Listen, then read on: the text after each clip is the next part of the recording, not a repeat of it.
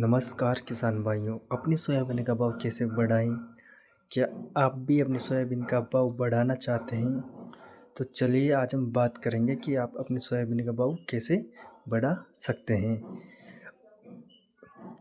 Organic soybean की खेती आज के समय में किसानों के लिए एक फ़ायदेमंद विकल्प बन रही है। इससे रासायनिक खादों और कीटनाशकों का उपयोग नहीं होता। इससे उपज स्वास्थ्यवर्धक, ज़मीन उपजाऊ और बाज़ार में अधिक दाम मिलने वाला होता है। नमस्कार किसान भाइयों, स्वागत है आपका अपने YouTube चैनल खेती विद दीपक पर। आज हम बात करेंगे ऑर्गेनिक सोयाबीन की खेती के बारे में, जिसमें न तो रासायनिक खाद लगती है और न ही जहरीले कीटनाशक, फिर भी मिलती है अच्छी पैदावार और दाम भी ज़्यादा।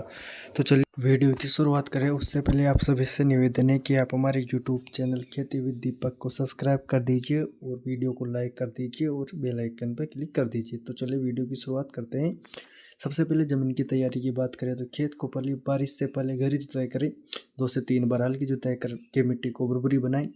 मिट्टी में गोबर की सड़ी हुई खाद या वर्मी कंपोस्ट 5 से 8 टन प्रति एकड़ मिलाएं। जैविक कीट नियंत्रण के लिए नीम की खली और ट्राइकोडर्मा मिलाना फायदेमंद रहता है। सभी का उपयोग कर आप ज़मीन की तैयारी कर लीजिए।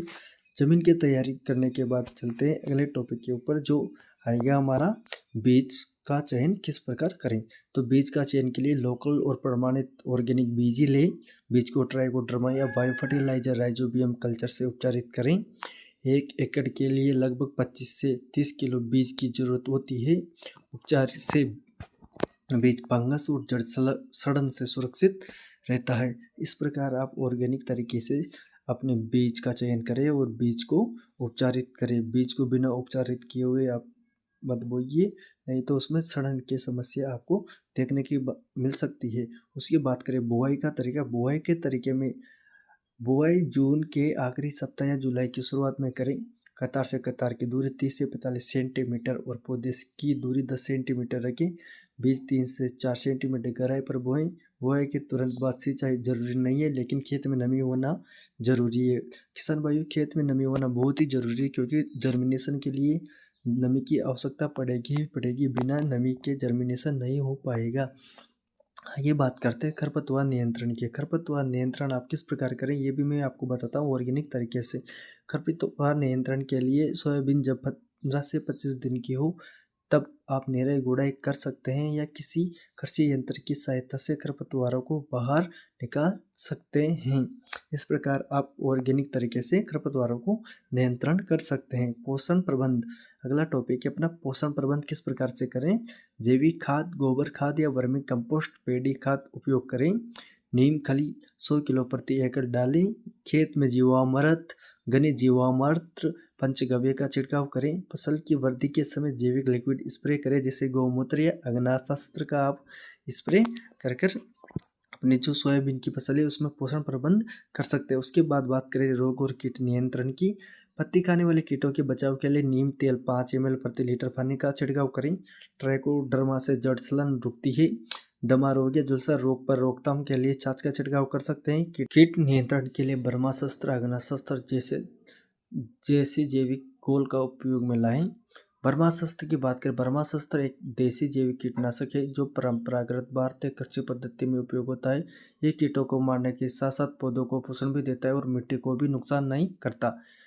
सबसे पहले बात करें इसे बनाने की सामग्री की, तो इसमें चाहिए हमें नीम की पत्तियां 2 किलो, धतूरा 500 ग्राम, अकवा 500 ग्राम, लहसुन 250 ग्राम, हींग 10 ग्राम, गौमूत्र 10 लीटर, पानी जरूरत के हिसाब से आप उपयोग कर सकते हैं। इन सामग्रियों का उपयोग कर आप इसे बना सकते हैं। बनाने की प्रक्रिया की बात करें, सबसे पहले सभी हरी पत्तियों को अच्छी तरह से कूट पीस लें। लहसुन और हींग को भी अलग से पीस लें। इन सभी को एक मिट्टी या प्लास्टिक की टंकी में डालें। इसमें 10 लीटर गौमूत्र डालें और ढक्कन बंद करके 7 दिन तक छायादार जगह पर रख दें। रोज सुबह शाम एक बार लकड़ी की छड़ी से हिलाएं। 7 दिन बाद छान लें और स्टोर करें। ये 3 महीने तक सुरक्षित रहता है। इस प्रकार आप इसको बना सकते हैं और बनाने के बाद अपनी फसल के लिए आप इसको उपयोग में ला सकते हैं। उसके बाद इस बात करेंगे इसको किस प्रकार से आप उपयोग कर सकते हैं, क्या इसकी डोज रखनी है आपको उपयोग करते समय। 1 लीटर ब्रह्मास्त्र को 10 लीटर पानी में मिलाकर छिड़काव करें। सुबह या शाम के समय छिड़कें। महीने में 2 बार छिड़काव करने से फसल पर कोई भी कीट नहीं लगता। फायदे की बात करें, ये कई प्रकार के कीटों को मारता है। मिट्टी और पौधों को कोई बुरा असर नहीं पड़ता। रासायनिक कीटनाशक में सस्ता और सुरक्षित है। कटाई की विधि की बात करें, जब पत्तियां पीली हो जाए, तब फलियां सूख जाए, तब फसल को काटें। कटाई के बाद 2 से 3 दिन धूप में सुखाएं। ऑर्गेनिक प्रोड्यूस के लिए प्रमाण जरूरी है, जैसे NPOP या PGS। ऑर्गेनिक सोयाबीन को मंडी या सीधे प्रोसेसिंग यूनिट में आप बेच सकते हैं, जहां आपको अधिक भाव मिले।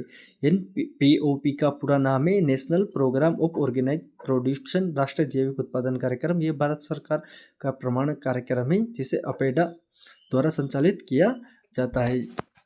और आगे बात करें, NPOP का पूरा नाम मैंने आपको बता दिया। इसके बाद बात करें PGS का पूरे नाम की, तो ये होता है पार्टिकुलरी गारंटी स्कीम, भागीदारी आधारित गारंटी प्रणाली। ये भारत में जैविक खेती के लिए एक सरल, कम लागत और किसानों के लिए अनुकूल प्रमाण प्रणाली है। इसे विशेष रूप से छोटे किसानों के लिए बनाया गया है। उसके बाद फायदे की बात करें, ऑर्गेनिक खेती से हमें क्या क्या फायदे हैं, तो सबसे बड़ा फायदा है हमें मिट्टी की गुणवत्ता सुधरती है, उपज स्वास्थ्यवर्धक होती है, बाजार में अधिक कीमत मिलती है, पर्यावरण को नुकसान नहीं होता, फसल खर्च कम होता है।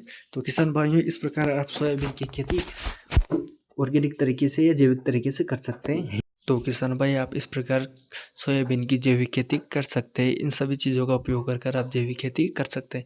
आशा करते हैं आपको मेरे द्वारा जानकारी अच्छी लगी हुई होगी। तो आप हमारे YouTube चैनल को सब्सक्राइब कीजिए और कमेंट कीजिए और वीडियो